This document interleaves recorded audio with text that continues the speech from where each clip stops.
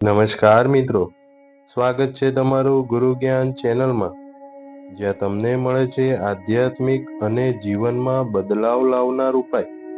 આજના વિડીયોમાં અમે એક એવું ગુપ્ત ઉપાય જણાવીશું જેનાથી તમારા ઘરમાં ધન વર્ષા થવા લાગશે. આ ઉપાય છે નિર્વસ્ત્ર સ્નાન, જે પ્રાચીન ગ્રંથોમાં વર્ણવાયેલું છે અને એક શક્તિશાળી તંત્ર છે.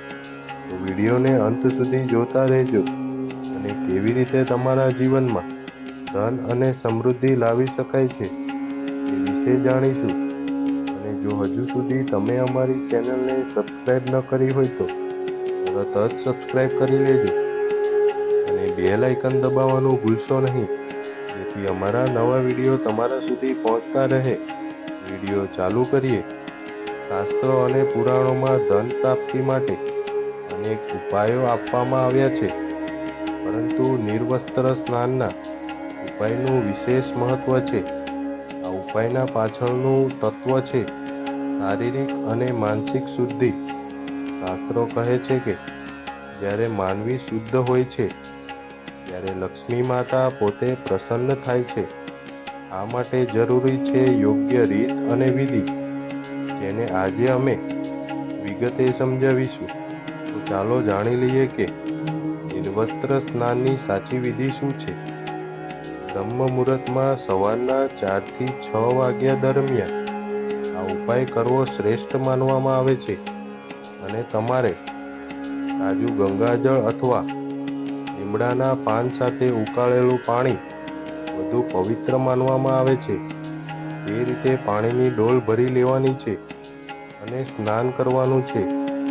સ્નાન કરતા સમયે મંત્ર બોલવો મહત્વપૂર્ણ છે. એ મંત્ર વિડીયોના ડિસ્ક્રિપ્શનમાં લખેલો છે, તો તમારે તે મંત્ર ત્યાંથી યાદ કરી લેવાનો છે. મંત્રનો જાપ કરતા કરતા સ્નાન કરવું જોઈએ અને જો શક્ય હોય તો પૂર્વ દિશામાં મોઢું રાખીને સ્નાન કરવું જોઈએ.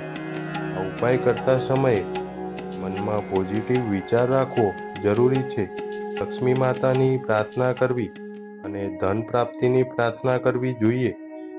સ્નાન પછી નવા સફેદ વસ્ત્ર ધારણ કરો. સ્નાન પછી 11 દીવડાઓ પ્રગટાવી અને લક્ષ્મી માતાનું ધ્યાન કરવું. શનિવાર, મંગળવાર અને અષ્ટમી તિથિએ આ ઉપાય કરવાથી વધુ લાભ થાય છે. આ ઉપાય સતત 7 દિવસ કરશો તો ચોક્કસ અસર દેખાશે. મિત્રો, નિર્વસ્ત્ર સ્નાન માત્ર શારીરિક શુદ્ધિ માટે નહીં, પરંતુ આ ઉપાય માનસિક અને આધ્યાત્મિક શુદ્ધિ માટે પણ મહત્વપૂર્ણ છે.